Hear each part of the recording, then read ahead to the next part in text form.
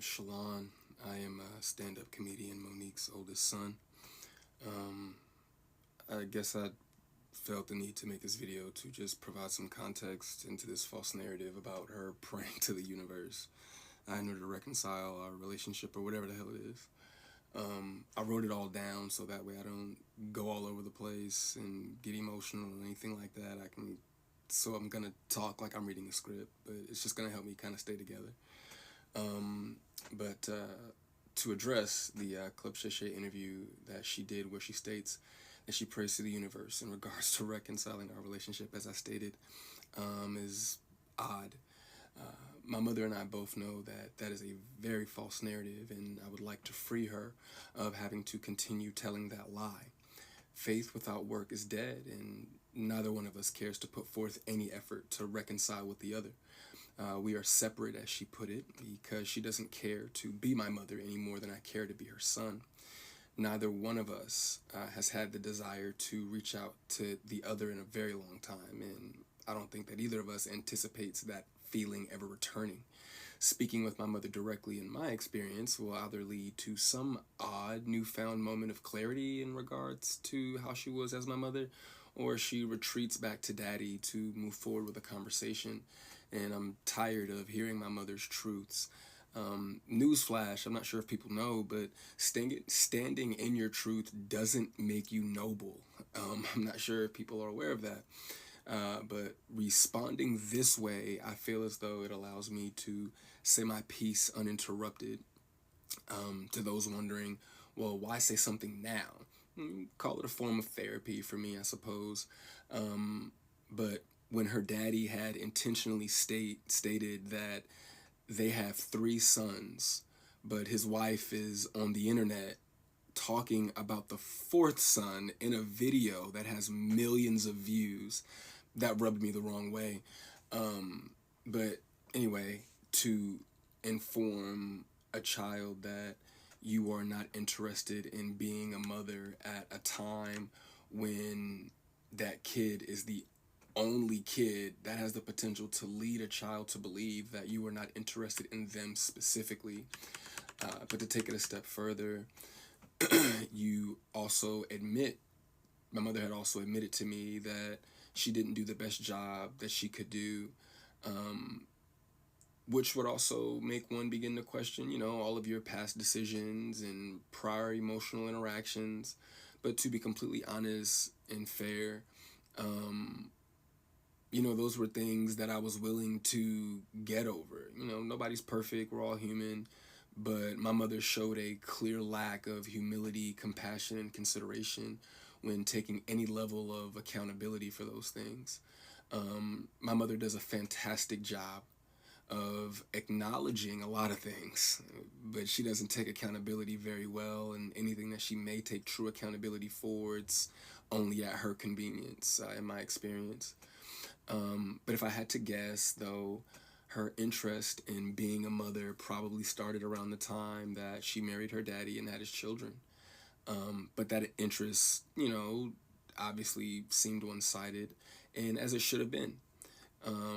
By that time, I'm in my late teens, so to some degree, the the neglect becomes easier to hide or validate, I guess you could say. There are now 2 baby boys in the house, that require attention. But still, during that time, however, I still watched her enjoy the love and admiration of total strangers more than my own. To this very day, my mother has never expressed to me when, if ever, she became interested in me as her son. That did lead me down a path of questioning my self-worth and struggling to understand the value of a mother in a child's life. In the interview, she also states that she gave me an apology, but an apology to a son from a mother that consciously showed no interest in him holds no weight.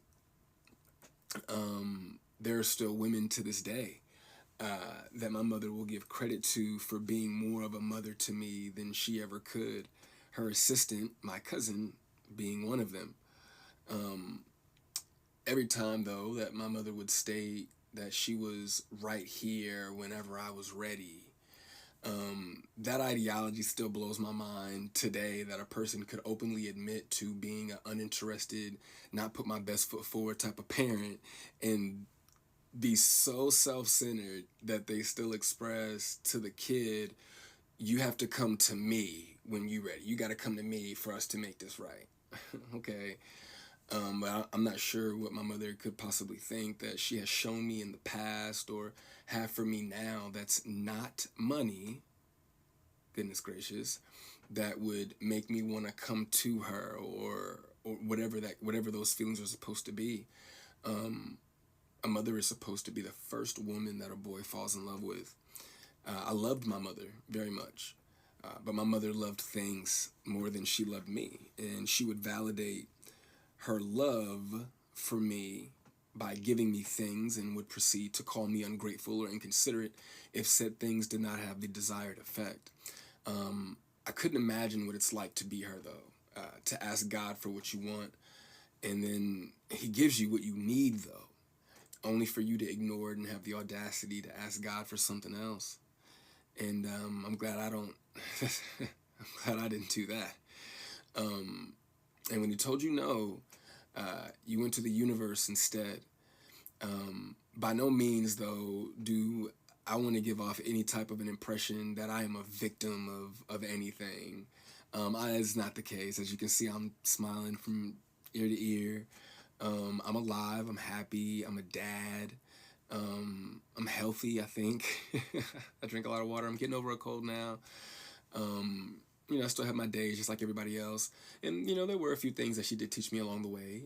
I did learn how not to love from my mother. I also learned to make sure that I never lose so much of who I am that I have to validate it through another person.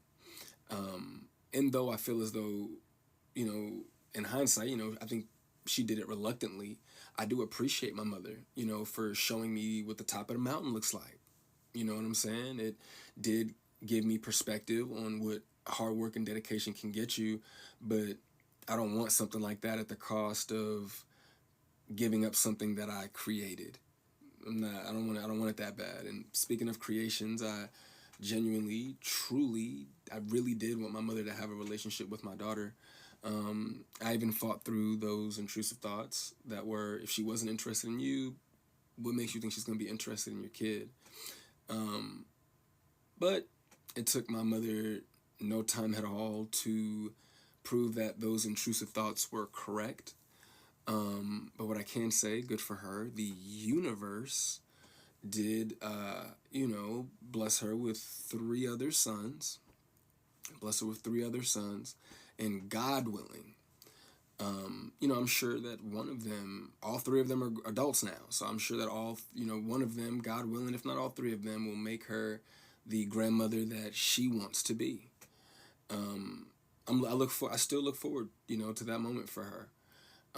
But overall, when it comes to the boys, though, I am happy that whenever they do hear me talk, sorry, my phone did something weird, but whenever they hear me talk, they don't know what it is. They can't relate to what it is that I'm saying. My experience with my mother is not their experience with our mother. So my prayer for her and them is that they continue to see her the way that they see her now. I do also want to make sure that I say thank you to my mother for giving me life.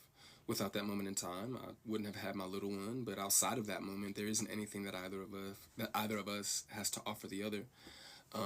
In my opinion, it's a waste of God's time and the universe's time for praying for something that you were not willing to put forth any effort to obtain. Putting the work into becoming Monique is more important to my mother than being my mother. And I do not believe that it was never about her being there and waiting for me, but it was supposed to be about me being there and waiting for her. My mother's value had reached such a low point in my life that I no longer found it necessary to either want to wait for her or even go to her. But like I said, man, I'm super grateful that she has the opportunity to do it all over again. I'm happy for her. I hope the Cat Williams tour goes well, but the narrative that she prays for us to reconcile is a false narrative. It's not real, and I'd appreciate it if she stopped saying stuff like that.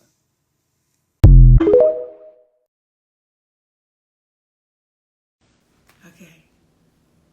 We got it. All right, we're going to wait for some of the babies to come in the room so we can have this conversation.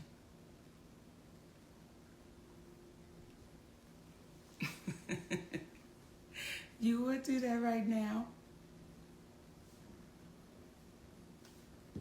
Hey, babies. Hey, hey. We just wait for y'all to come on in the room so we can have this conversation with our community. What is that? Oh, we good. Let's rock and roll, baby. Let's rock and roll. Mm-hmm. The title of our conversation, or the theme of it, is called The Long Way Around, because ain't no shortcuts. Pickles, stop playing with that paper, please. The reason we're having it is a multitude of reasons, but we're going to start off with, there was a Instagram that was put up, or I guess? It was TikTok, baby. TikTok that was put up by my son, my oldest son, Shalon. And this is what I want to say to this. There are some people that are saying, oh, you should be ashamed of your mothering skills. You should be ashamed of yourself. This is what I'll say. Let's let it play out. Because the same ones that said to me, I was crazy, I was deranged, we watched it play out. So just like with my son, we'll watch this play out. And I do want to address this though, Shalon. When you say her daddy, then that's when mommy gonna say stop playing, because you know this has been Uncle Sid your whole life. Uncle Sid knew you before you knew you. So for you to say her 3 sons, yes, you're absolutely right. He has 3 sons. He can't claim you as his son because he's always been Uncle Sid, and he knows your daddy very well. and love that brother. And the irony of all of this is not what is said, but what's left off. Yes. See, you're leaving off the fact that the last time we laid eyes on you, your mother got you everything you needed for the newborn baby about 3 years ago. You're forgetting about how I, from Georgia, am talking you through getting your car after we gave you the half of the down payment for it, and you were 31 years of age, 32 years of age at that point, and I'm negotiating the deal with the dealer for you as you sit there, and you have the vehicle you're driving right now because of your mother.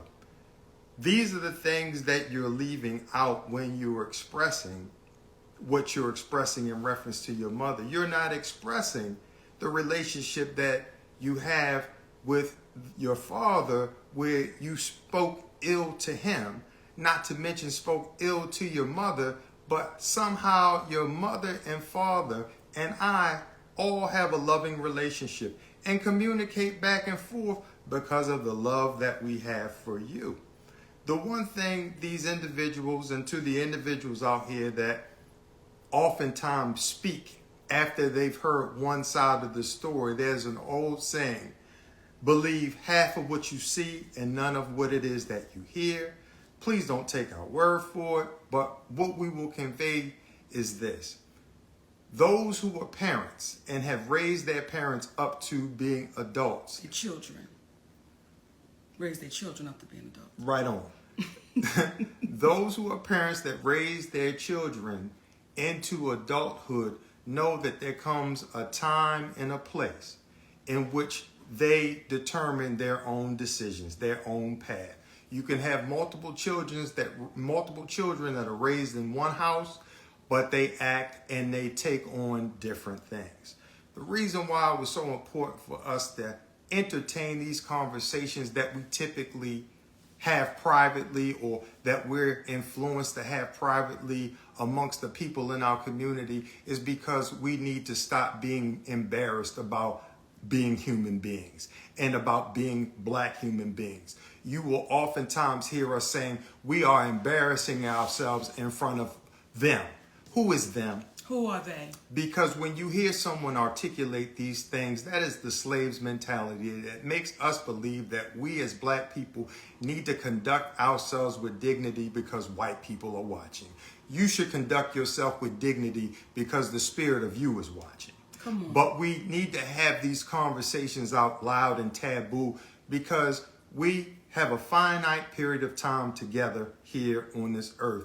You will travel through infinity with the spirit that you have all alone, and you will not remember the ridicule that you receive, but you will be judging yourself. You will be determining for the rest of your life which way that you go as you have thus far. So this conversation is about speaking directly to what situations are.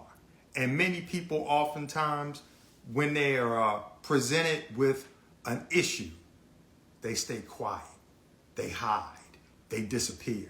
And what we're saying is that's not who we are, because what you cannot do is you cannot trick an honest person. Come on. You can demean, you can say whatever you want to say about them negatively, but what will happen is truth has a way of standing the test of time.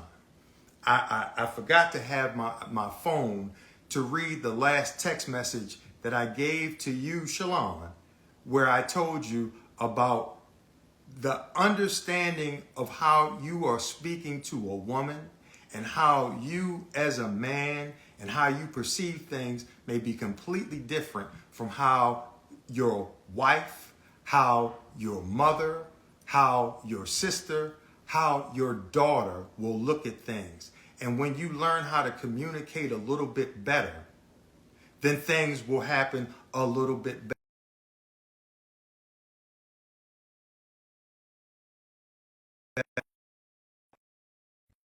You young man, because of the challenges that this young brother has had with mental illness.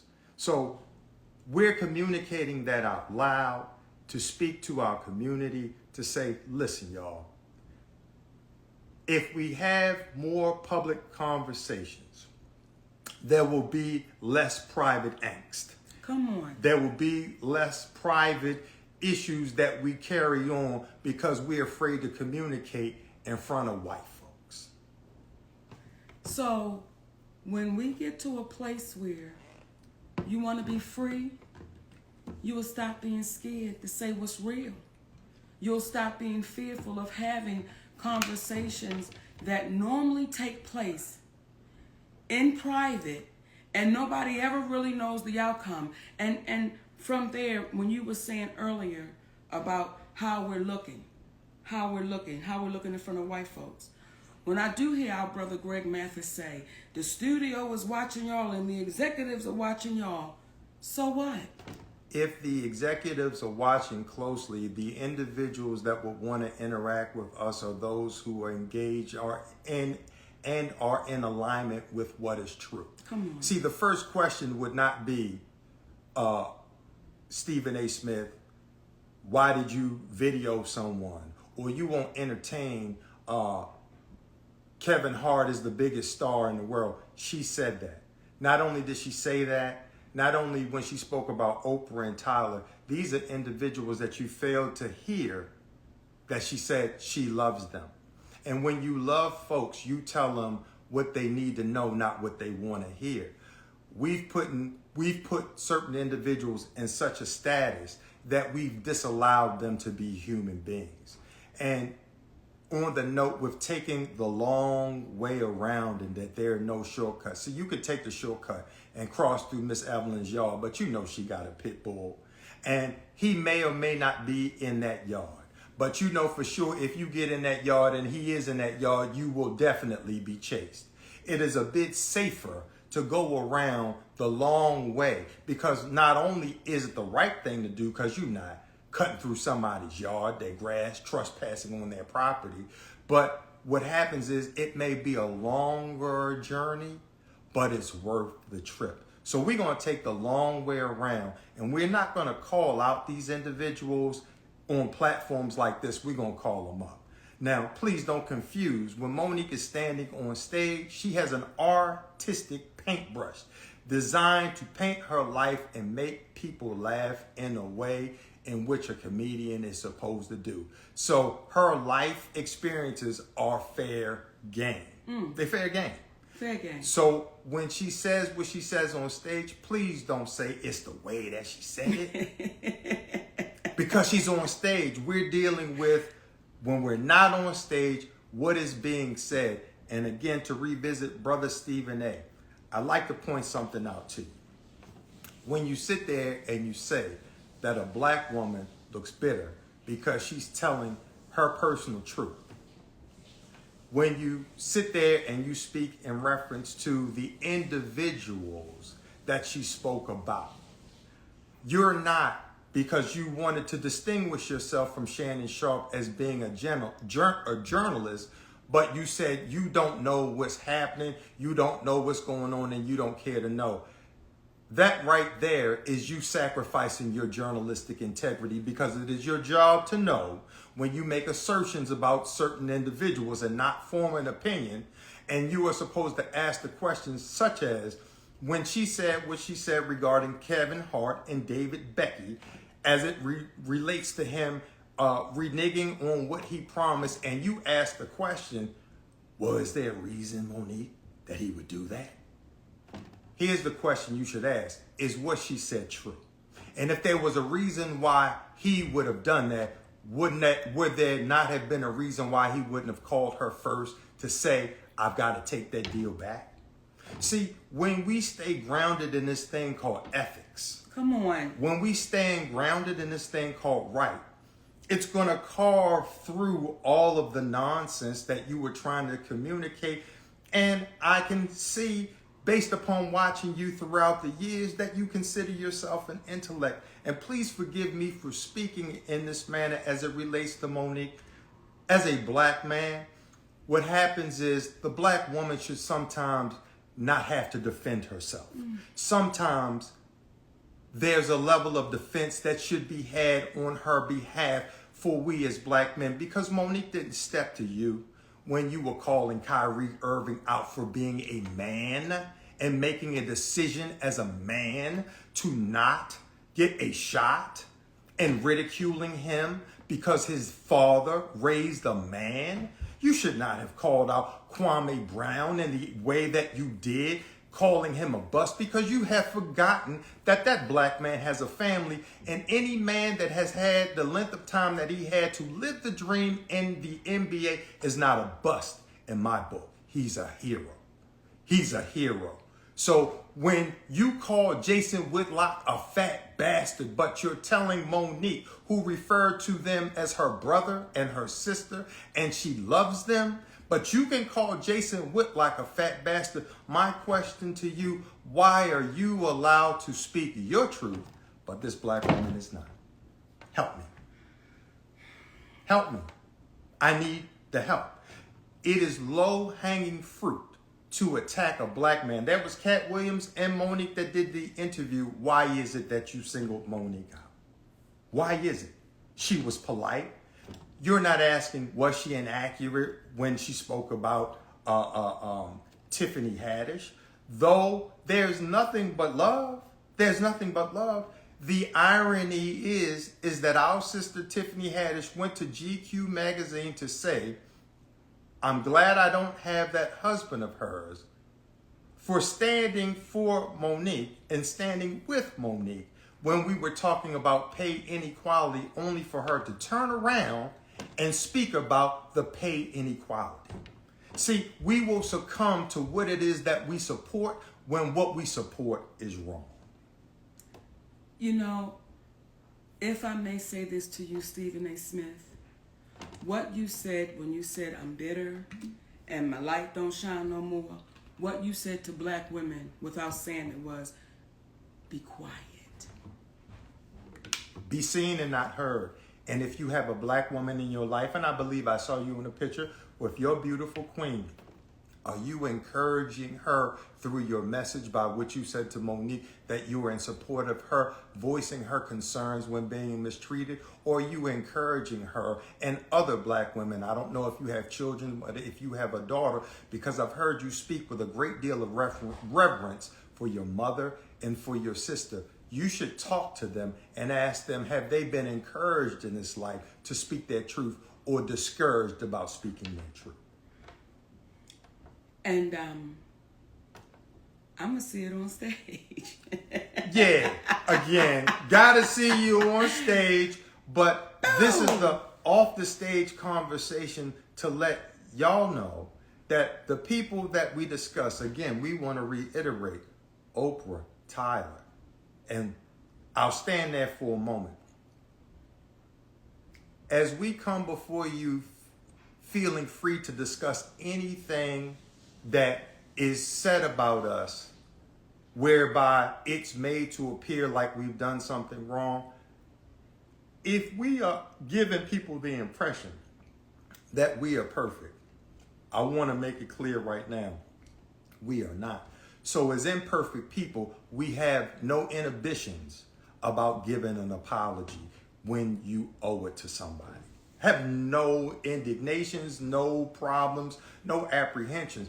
But we must ask ourselves, how can individuals like Tyler Perry, who said that Monique was difficult, and indict her as difficult in the business, okay, lose parts? How can she come to court to stand trial to defend her position under the light of the court of public opinion, but the very one who accused her, he stays hidden? Why would that be? Why would that be? Mother Oprah, Lord of the master classes, okay? The one who is now, aren't they getting ready to give some sort of talk in reference to, what was it? I know part of it was forgiveness. Oh, and yeah, her and Tyler. It was like a D word. It was, I forgot, and forgiveness.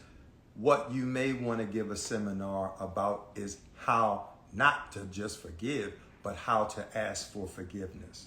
See, we're not dealing with the Pythagorean theory. This is not A plus B squared, A squared plus B squared equals C squared. This is nothing challenging. This is very simplistic. If you were comfortable, Oprah Winfrey, going on the CBS morning show, saying that if we make Harvey Weinstein the center point of sexual assault, we're missing the boat. And you like to look in the silver cloud as it relates to that. Or you having a documentary on our brother Michael Jackson after he was found not guilty in the court of public opinion. But you want to do a documentary on him. But you don't want to speak up for a black woman who you know, based upon all your business endeavors, that when you do not have a contract with someone, you do not owe them anything, but you allow that to ride. And again, we make it a habit of not just calling up what is wrong, but what's right. See, there was a woman named Barbara Walters. She had to address the public because there was a rumor that Monique was difficult to interview with. That woman could have been a proud graduate or student from the Oprah Winfrey School of Duck and Dodge. I'm not going to face things publicly and not said a word. But instead, what did she do? She came out immediately and said that is a lie. She was wonderful to work with and the whole nine. Brother Tyler Perry, listen, you can't put the toothpaste back in the tube. The world is listening to you tell Monique that you were wrong for doing something. You were wrong for telling others that she was difficult for not essentially committing an act of slavery. Come on. You play the role of Medea, a big, black, strong woman. Okay? That's the role you play. Okay? Because apparently there's a level of appreciation you have for that black woman who's willing to speak truth to power. Well, now you're talking about another big black woman that has to speak truth to the power named Tyler Perry. Brother, the light, this is the red roof in intellectually, because we're going to leave the light on for you. You don't understand the magnitude of how you can help heal the community by showing them you too are a human being. We're going to treat everyone like a human being because we love you enough. Come on. We love you enough and want you. What was that movie, Cadillac Records? Yes. There was a scene in there in which our brother, one of the greatest actors Jeffrey on the Wright. planet, Jeffrey Wright, Yes. was confronted by the character named Wolf. Yes. And he said, I'm getting tired of you acting like you acting towards that white man. I want to see you have the privilege of being a man in and of yourself. We want to see you have the privilege, Brother Tyler, of showing the world that you are a good dude. And I believe deep down you are. But the embarrassment from the audio where you say, y'all got it too hot out here, but you go to churches. When would Jesus think the right time was to go out and say I was wrong? Would it be when I promote my next movie and the heat continues? Would he wait until it's not hot out here? Or would he want his humble servants, as you claim to be, to the moment you identify that you are wrong, this is the moment we need to identify that I am wrong. Why have you not done that? That was in 2016.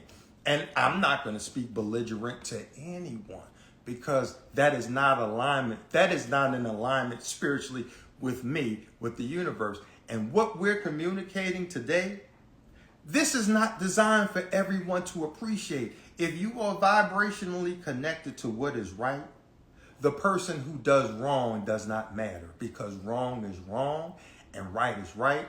And Brother Stephen A., the way in which you communicated, that's a great way to potentially be in alignment with the right people, but you're not in alignment with what is right. Come on.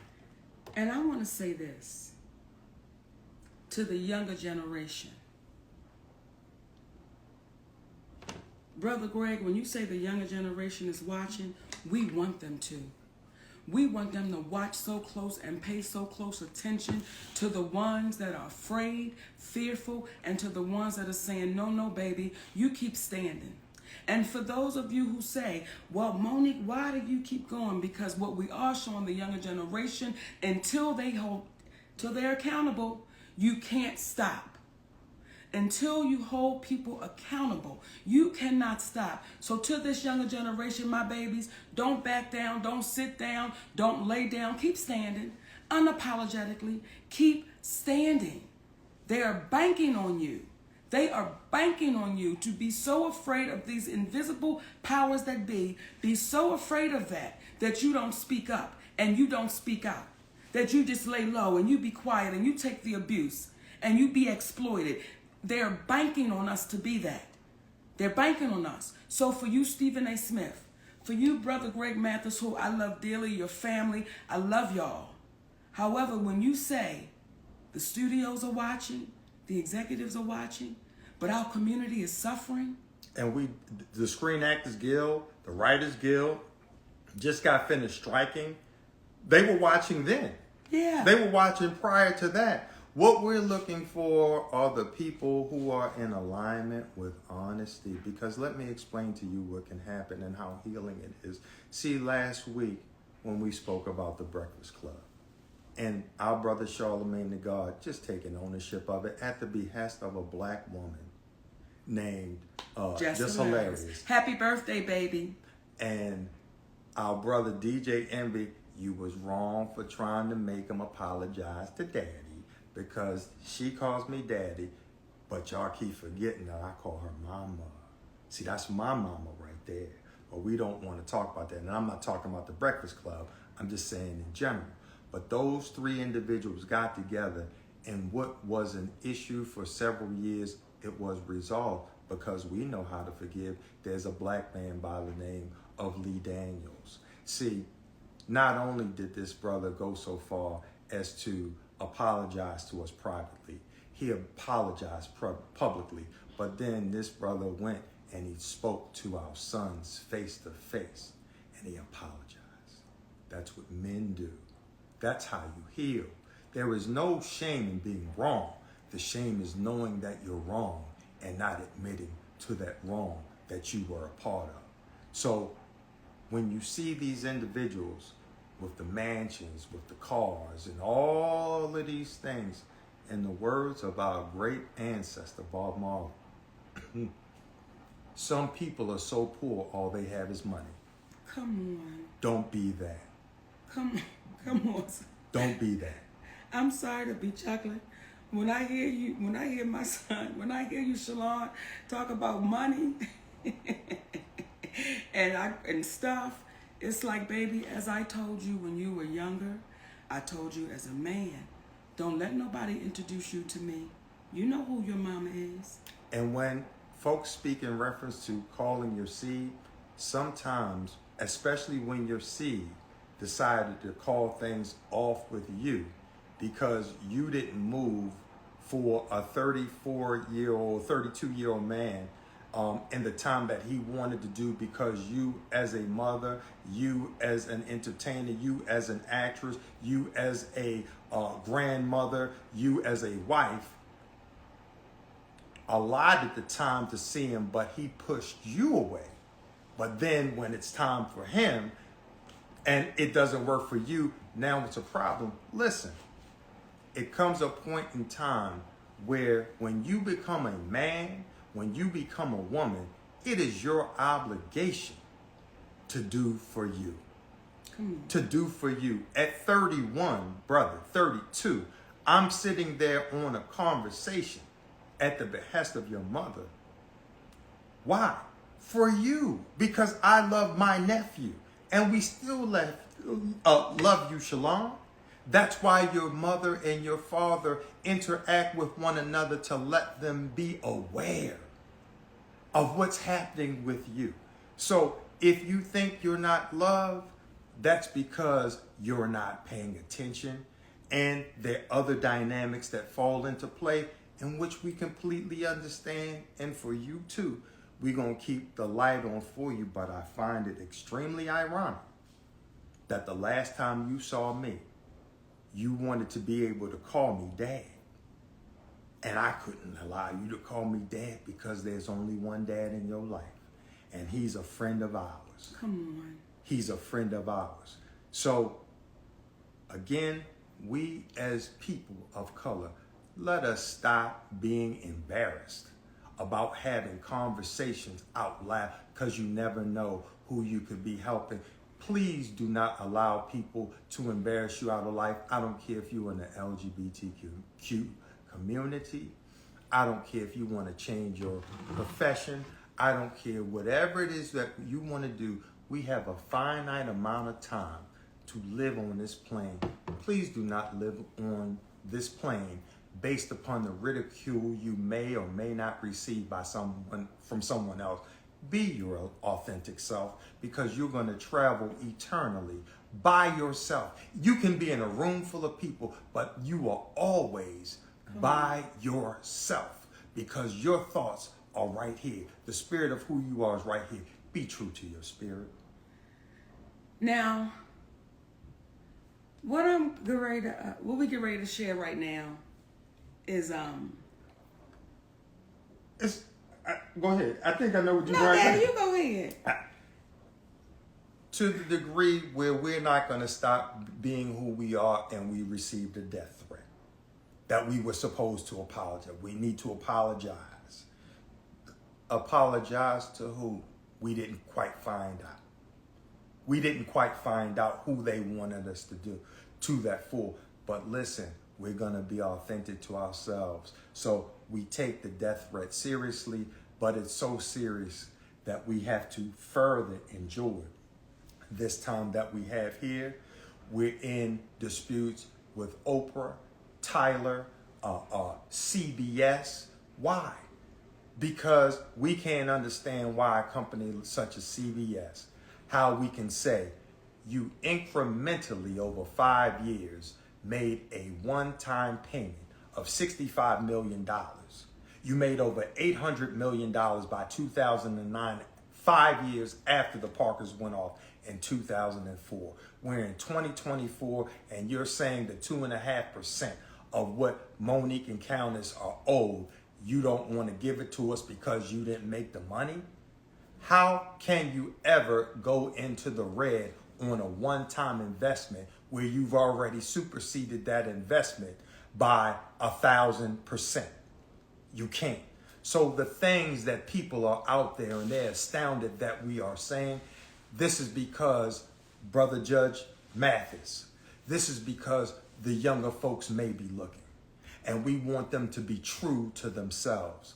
True and tell the truth, because as our brother Steve Harvey said, there are repercussions that come from the truth, but we rather deal with the repercussions that come from the truth versus the repercussions that come with a lie. Come on now. Come on now. So we wanted to come on and share that with y'all today. And I'm not laughing at that, but it makes me chuckle to say that someone, whoever it is, and y'all have been hearing what we've been saying, but someone or somebody's will send a death threat all because this little fat black girl and her husband telling the truth. Not because we stole nothing. Not because we hurt somebody. We didn't rob nobody. Just because they're telling the truth. So what we're saying to you young babies right now, keep telling the truth. Let nothing stop you from telling the truth. Not, I don't want to say, we say your truth, the truth. Tell the truth. So we're not getting this confused with, well, my truth was, no, tell the truth. Because the truth may not be favorable for you, but it's the truth. Don't ever be afraid of telling the truth. And I believe our ancestors are saying, babies, y'all, please keep standing, because we took the ass whoopings for y'all. We took these ass whoopings. We already been here. And if we keep talking in private, Greg, we'll keep getting exploited. Because didn't y'all talk in private? Didn't the ones before you talk in private? And what changed? What got better? What got different? Because the private conversations never seem to make it to the light of day. So the shit that happened in the private can continue to happen because they knew the fear was placed in there. You better not say nothing. Would you be so kind as to share your story with the good folks out there that you had with Brother Lee Daniels on your walk while y'all were filming in Pittsburgh? You know, I'm going to say this first, Daddy. Kick it. When Lee and I talk, and Lee will say, Mo, I don't want to revisit it. You know, we got through it and it's done. And I would say to Lee, you don't understand how beautiful what took place happened. I'm not saying it's never happened in history. I just don't know of it happening where you have a big time director and an entertainer, and the director says, hey, I want to apologize, and they mend that friendship. They mend that friendship. Lee Daniels and I were going for a walk when we were filming the movie The Deliverance in Pittsburgh. And he said to me, Mo, why didn't you just be quiet? Why didn't you just let the shit go? I said, Lee, had I just let this shit go, you and I would not be taking this walk down the riverfront. And that went on for years. So this is what we're saying to y'all, baby. But let them breathe that in, my baby. Okay, you know I talk. You wouldn't. Well, we talk together. But I need people to breathe that in. Had I let it go, you and I right now, Brother Lee, would not have been able to go on this walk together as friends. So the conversations we are having right now, because the only real reason for war is to ultimately have peace, especially when you're defending yourself. The reason we're having the conversations that we're having right now is for the purposes of a level of unification amongst folks. We love to go on that walk with you one day, Oprah. We love to go on a walk with you one day, Tyler. But you know, if you walk with us, we got to walk in truth. We're not going to walk in being individuals that pretend to be something and that are not. I saw people scrutinizing The Rock the other day because he came out to apologize in reference to asking people that didn't have a great deal of money to help with the funding in Hawaii. But he came out and he apologized and he said, I'm a quick study. Let me say this, ever so humbly from my perspective, I so appreciated that, and it further reinforced why people love that cat. Come on. Because he took ownership of it. What happened is, Oprah, who teaches master classes, have you seen her talk about that as of yet? Have you seen her come out? What we're saying is, we want you to feel what it's like to walk with the people in truth. Not just be so elusive, so above everyone, that you don't realize you are exactly like everyone. Because you too have an expiration date, as do we all. So let's be good to one another while we have one another. Let's be that, and then let's see what happens. So my babies, we glad. And thank y'all. You got anything else to say, my daddy? It was something, but I forgot.